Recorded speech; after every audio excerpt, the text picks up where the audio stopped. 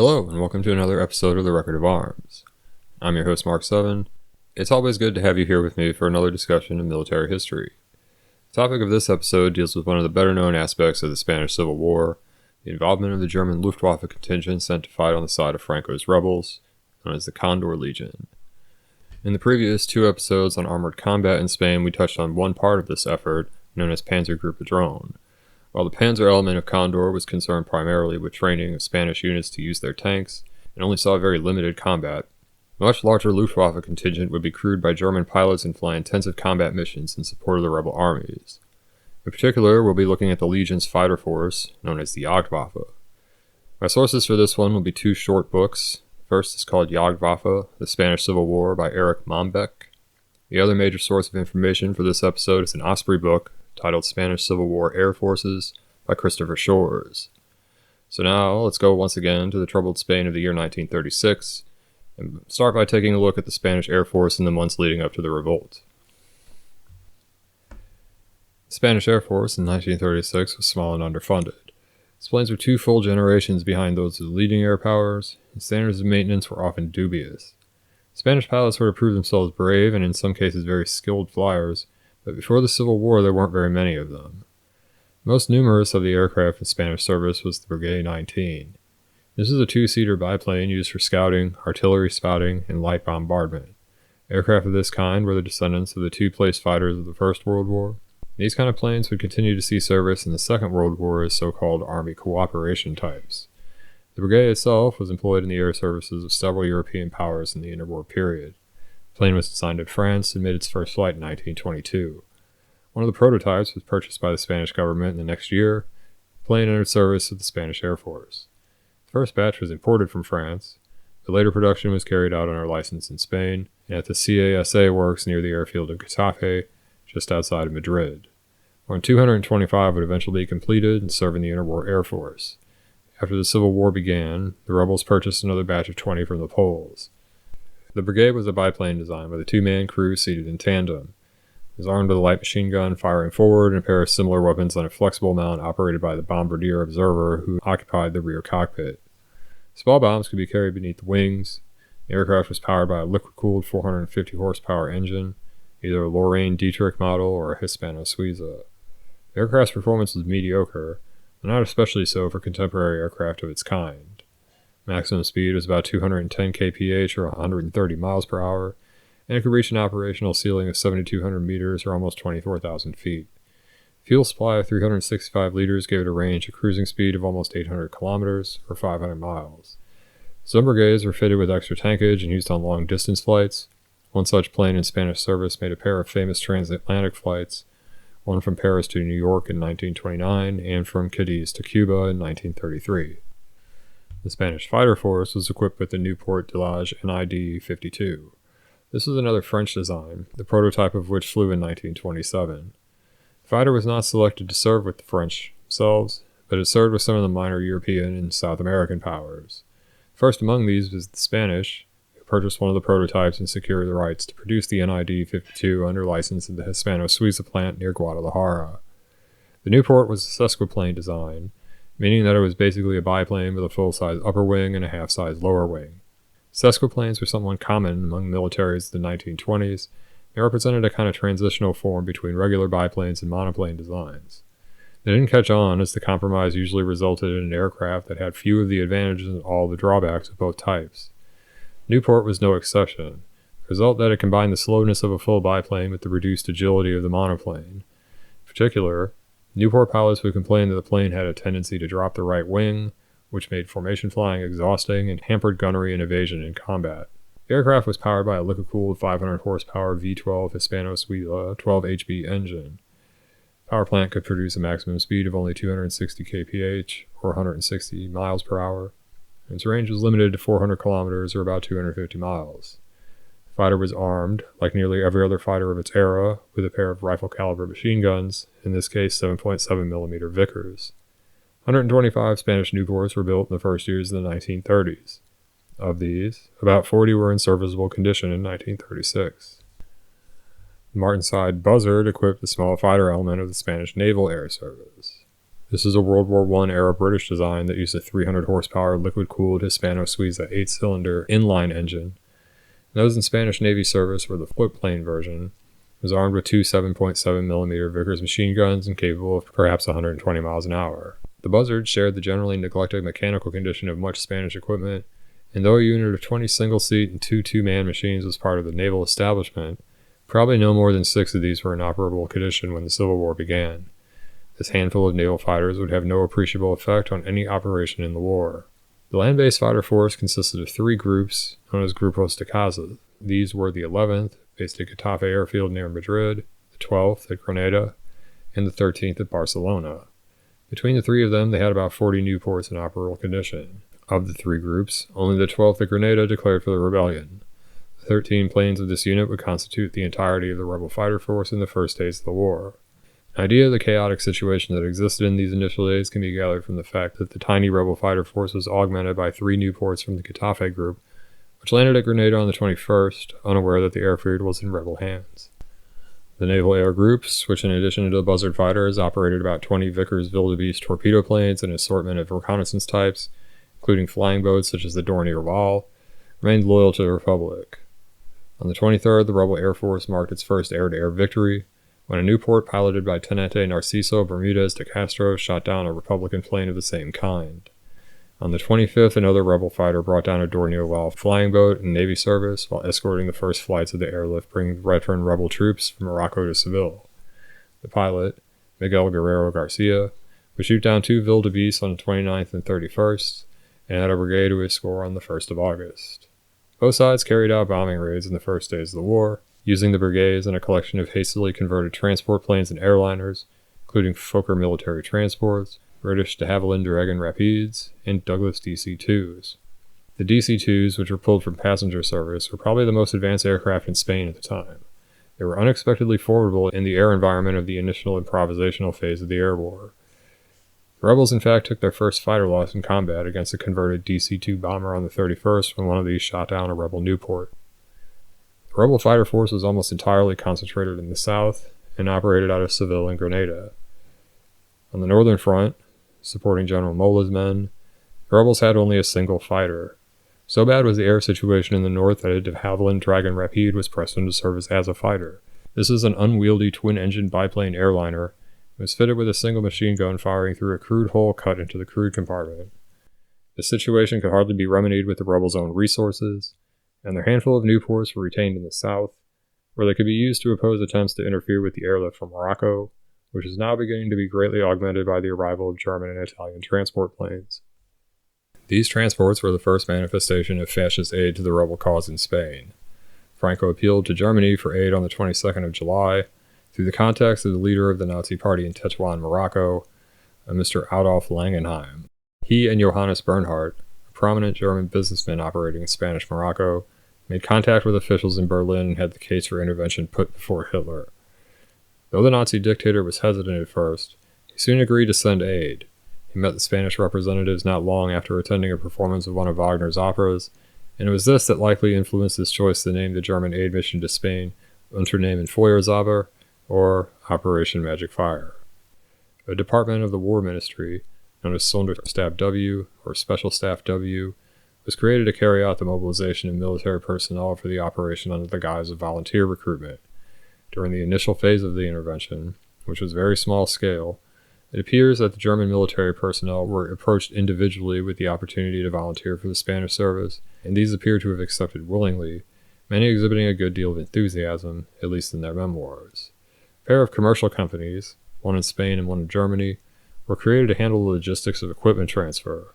On the surface, the aid would appear as a transaction between a German exporter, known by the acronym ROAC, and a Spanish importer, also known by an acronym HISMA.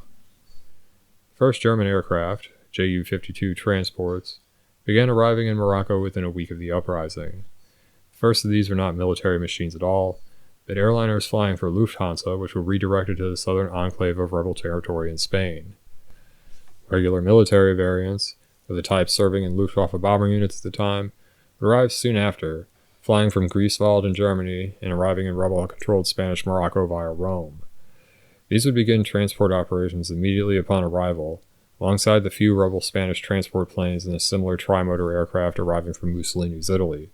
This other fascist dictator had pledged aid to the rebels at about the same time as Hitler, and also began with the dispatch of transport aircraft to rebel-controlled areas in the south. The Ju-52 was a large 3-engine aircraft, with one engine mounted on each wing and a third in the nose. This 3-engine configuration was common among transports and passenger aircraft of the interwar period. Its engine power was still low enough to make the extra engine desirable in what would later years be most likely twin-engine aircraft. Various subtypes used a variety of engines. Those used on the ones sent to Spain were 725 horsepower BMW 9-cylinder air-cooled radials driving two-bladed variable pitch propellers. The airframe was a fairly clean monoplane design, built of metal and covered with corrugated duralumin. This kind of construction was a Junkers specialty, and the manufacturer became well known for its pioneering of all-metal construction as far back as the Great War. The Junkers transport had a maximum speed of 265 kph, or about 165 mph, making it hard to catch for most contemporary fighters. As well as, for example, the exact top speed of the Nieuport 52, which would be its most likely antagonist in Spain. It could achieve a range of almost 1,000 kilometers, or about 625 miles at cruising speed. The Ju-52 is in widespread pre-war service as a civilian transport. It was known by a variety of nicknames, including Iron Annie and Anteu. Militarized versions served with the Luftwaffe as bombers before the introduction of purpose-built types such as the Do-17 and the HE-111. The aircraft was not very well suited to this role, as was the case with most airliners repurposed for combat missions. When fitted out for combat, the plane could carry as many as 5 defensive machine guns, and a normal bomb load would total a little over 1,000 pounds, or near 500 kilograms. The dispatch of this initial aid to Morocco in southern Spain, rather than to the rebel-controlled areas in the north, was to have great consequences for the rebel cause and consequently for Spain after the Civil War. During the initial months of the fighting, the rebel cause was not united under the leadership of one man. The organizer and main driver of the rebellion was General Emilio Mola. Early on, he had organized the council of rebel officers in the town of Burgos and was the de facto leader of the army/Carlist/Falangist alliance. However, his effective power extended only to the rebel-held areas of the northern provinces. To the south, the rebels in the enclave around Seville and Cadiz were led by the flamboyant General Queipo Delano. General José Sanjurjo, who had been tentatively designated as the leader of the rebel cause, had been exiled to Portugal some years before for his part in a abortive coup attempt 4 years earlier. The Portuguese government, which was a right-wing dictatorship at this time, was friendly to the rebel cause, and Mola was able to send a plane to fetch Sanjurjo back home to lead the rebellion. This plan was foiled, however, when the plane crashed on takeoff, killing the general and the unfortunate pilot. Some sources claim that this was due to the vain old man's insistence on taking an unsafe amount of baggage full of all of his finest uniforms. The sheer weight of this man's vanity proved to be too much for the light aircraft, and it struck trees at the end of the runway, unable to clear them after taking off in its overloaded condition. General Francisco Franco, who had led the pacification operations in Asturias during the Miners' Rebellion there in 1934, was a prominent light among the radical Africanista faction of the army. Due to his reputation as a political threat, the Popular Front government of the Republic had posted him to command the distant Canary Islands group. Franco was slow to commit himself to the conspiracy, but when the uprising began he was prepared. Before long, he was flying in a chartered British private aircraft to Morocco, where he was immensely popular with the veteran troops, many of whom he had served with during the Rif Wars of the mid-1920s. This gave him command of the African army, the core of the Spanish army's fighting strength. The fact that aid was sent to him, rather than to the other rebel leaders, gave Franco an immense amount of leverage among the rebel leaders. This advantage was similar to that joined by the communist faction among the Republican coalition, who gained a great deal of power in the Republican government due to their control over aid sent to their cause by the Soviet Union. German and Italian aid was vital to the rebel cause, and, as the funnel through which this aid came, Franco's preeminence among rebel leaders was assured. The fact that his only real competitor, Mola, also died in a plane crash in the early days of the war virtually guaranteed that he would emerge as caudillo, or supreme leader. The intervention of these German transports, which numbered about 30, along with their Italian counterparts, was probably instrumental to the survival of the revolt. The airlift was all the more necessary due to the blockade of the Straits of Gibraltar that was imposed by the Republican Navy, sailors of which had overthrown their officers who had attempted to join the revolt. By the end of August, thousands of battle-hardened troops had been flown into Seville, thousands more to follow in September. These crack soldiers probably provided the edge which kept the rebellion from being defeated by the left-wing revolutionary militias, which had sprung up and stalemated the rebels in the mainland. While the transports were flying their missions across the straits, the bulk of German aid was being organized and dispatched. Alexander von Schiele, a Wehrmacht officer with the rank of Oberst, or colonel, was put in charge of the operation. This was done under the cover of a fictitious civilian tourism organization known as the Reisegesellschaft. Men recruited from Wehrmacht units at this stage were formally discharged from the service before embarking for Spain in civilian clothes in order to maintain the pretense that this was not an official state action.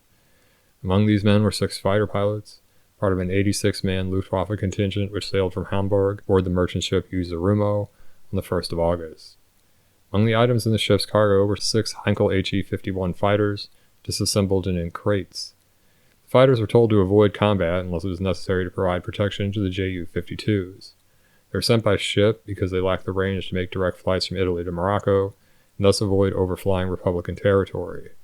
Most of the German aircraft that were used in Spain came this way. The Heinkel HE-51 was one of the last biplanes to serve as a first-line fighter with the Germans. It had been designed in 1933 and entered service in 1935, alongside the Arado AR-68, another biplane fighter that entered squadron service with the new Air Force around the same time. The aircraft was built of metal covered over with fabric.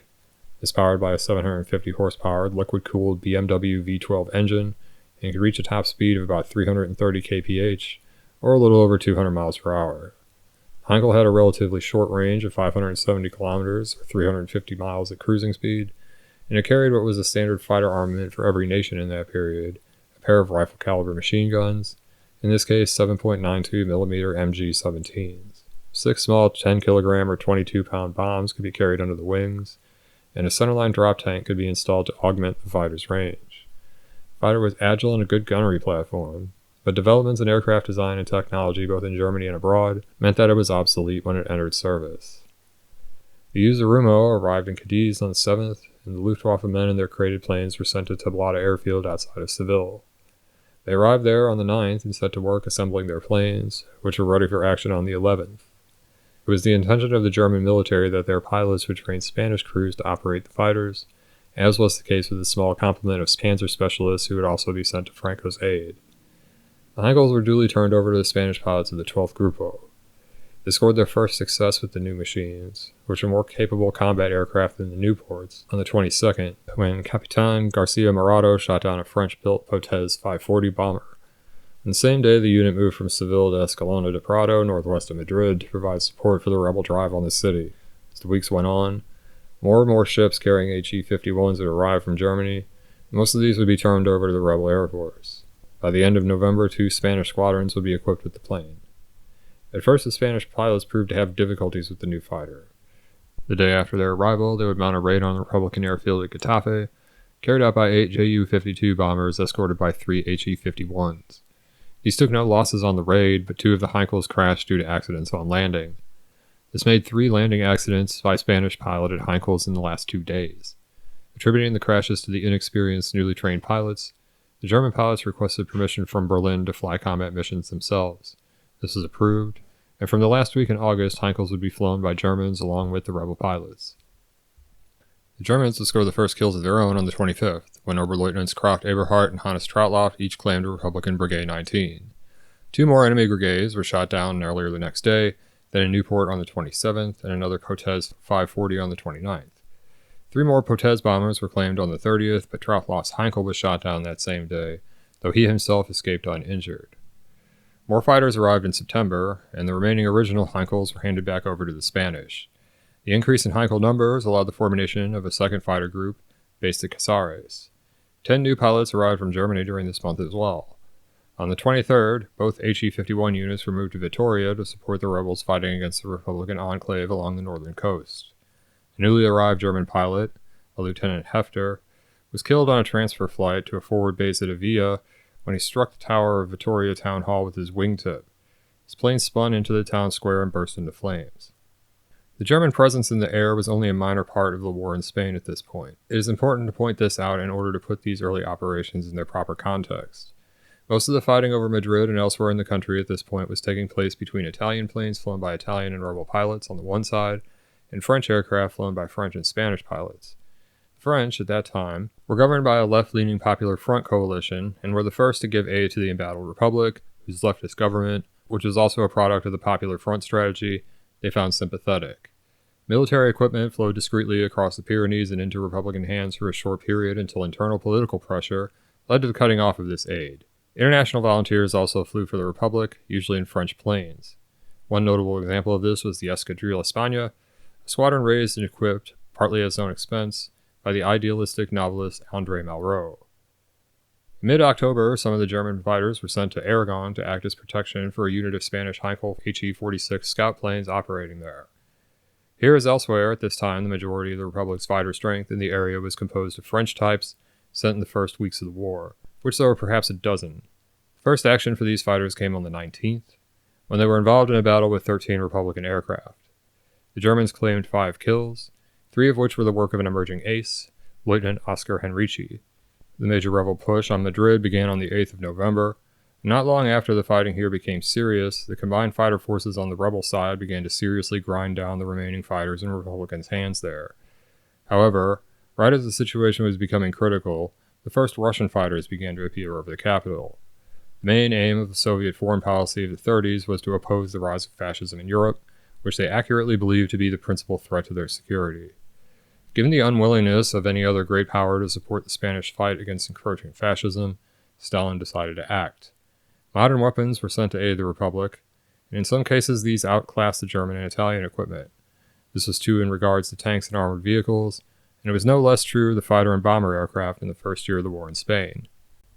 The fighters sent by Stalin's government were of 2 types, both the work of the Polikarkov Design Bureau. These 2 planes served side by side in the Soviet Air Force in the mid-1930s. The first was the I-15, a biplane design that became known in Spain as the Chateau.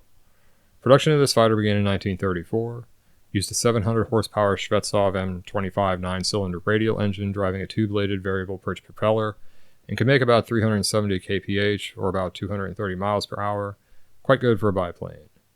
The aircraft was also more heavily armed than most fighters, carrying 4 7.62mm PV-1 machine guns.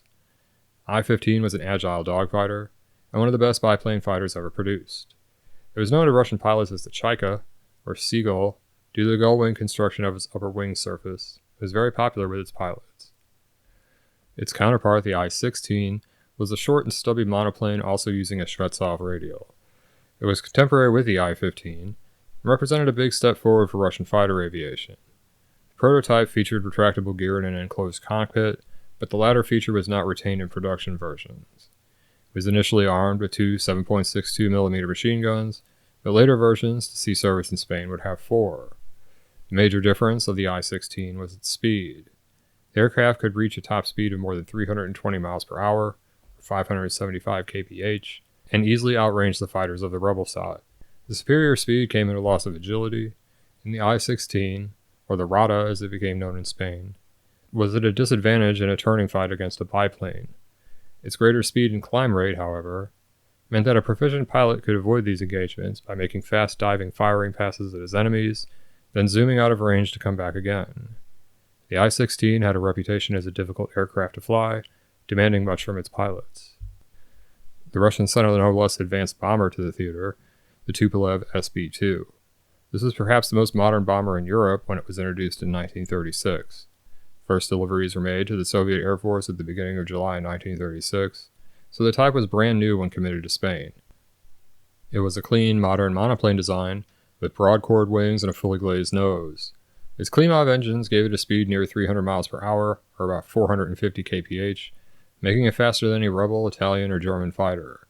It was protected by 7.62mm SHKAS machine guns located in dorsal, ventral, and nose position. Normal bomb load was about 600 kilograms, or about 1,300 pounds in the internal bomb bay, and another 500 kilograms, or 1,100 pounds under the wings.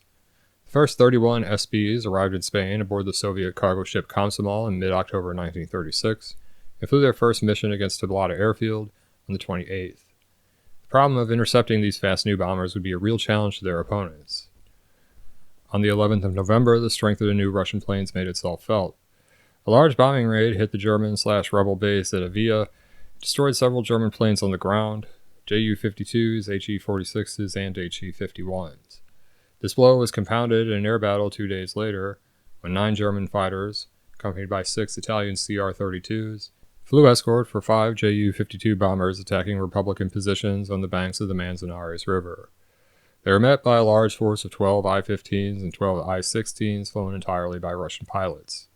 The fighting took place at about 1,500 meters altitude over Madrid. The combat went very poorly for the Germans, who were scattered and totally disorganized by the Russian interceptors. 2 of their best pilots, Eberhardt and Henrici, were killed, Eberhardt's HE-51 colliding in midair with a Russian fighter.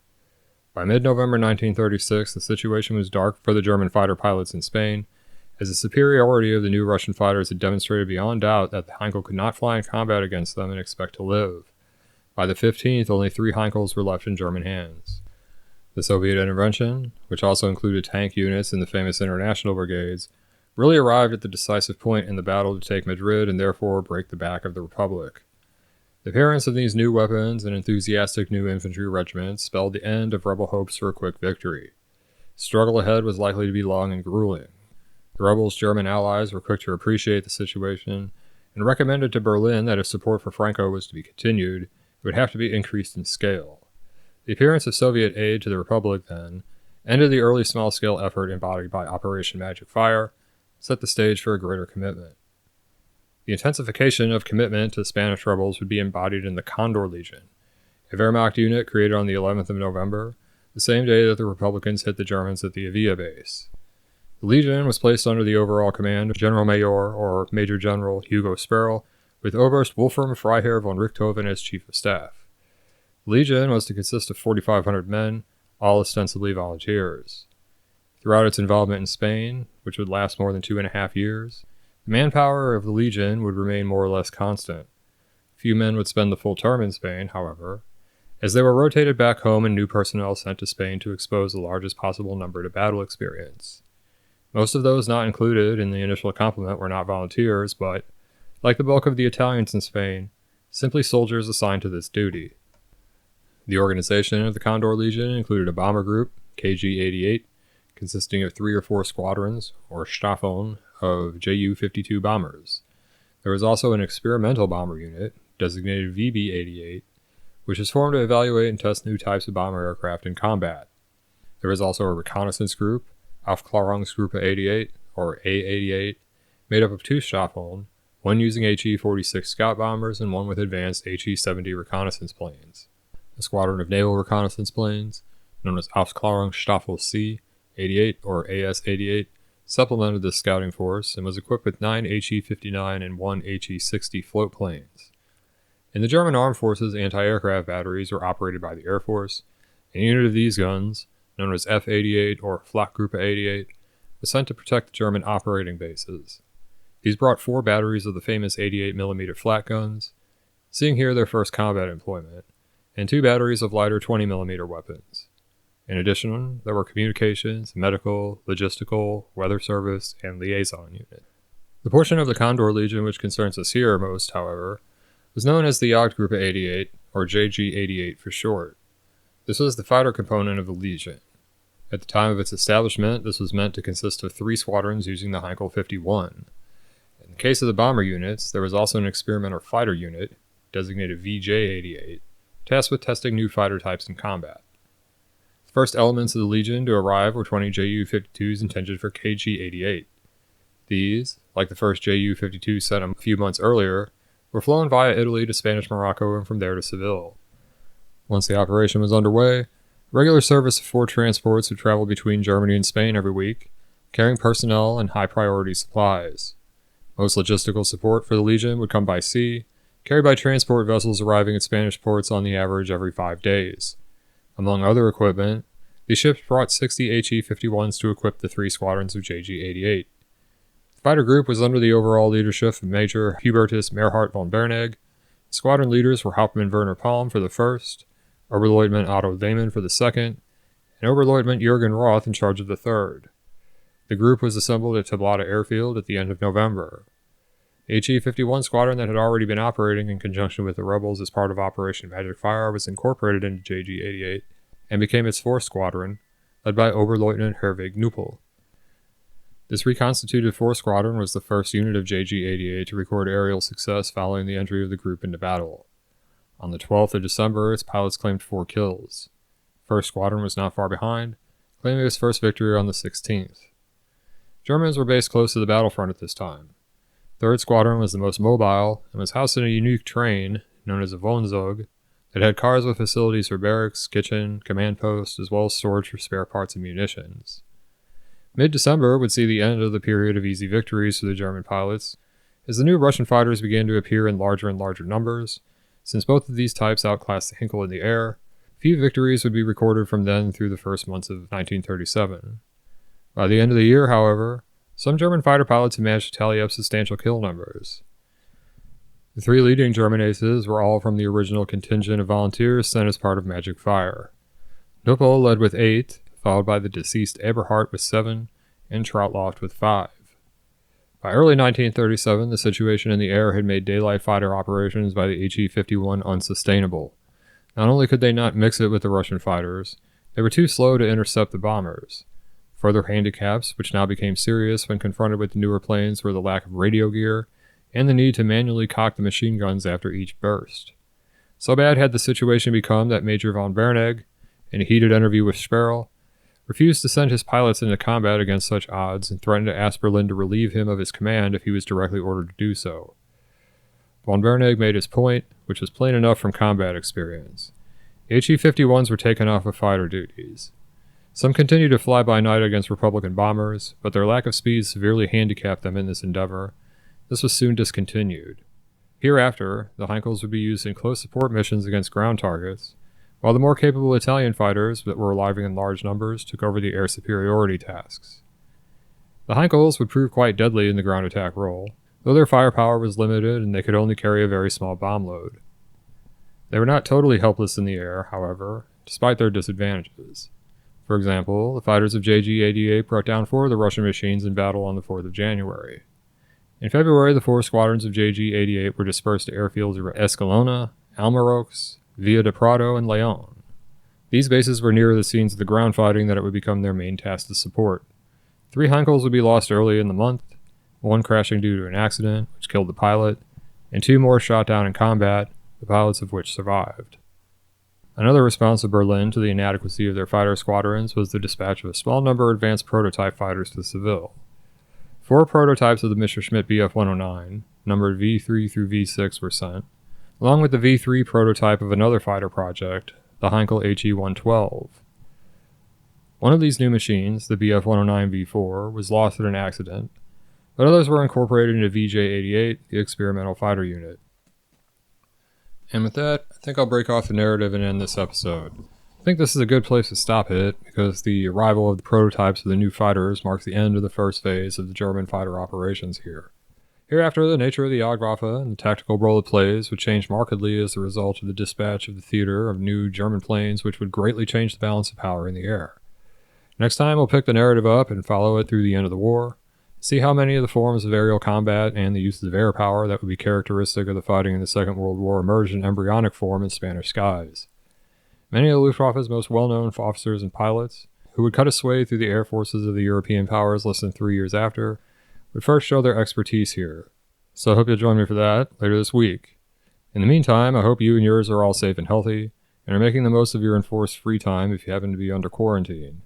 The county my wife and I live in is under a stay-at-home order for the time being, and we've been putting our time to good use. Some of you probably know I'm on Twitter, where I'm at ArmsRecord, and this weekend we started one for her pet.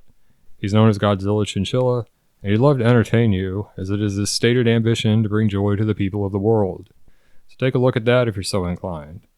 I'd also like to mention the Mark 7 YouTube channel, where you can find video versions of these episodes. They aren't very fancy, but they feature maps and illustrations that are related to the content.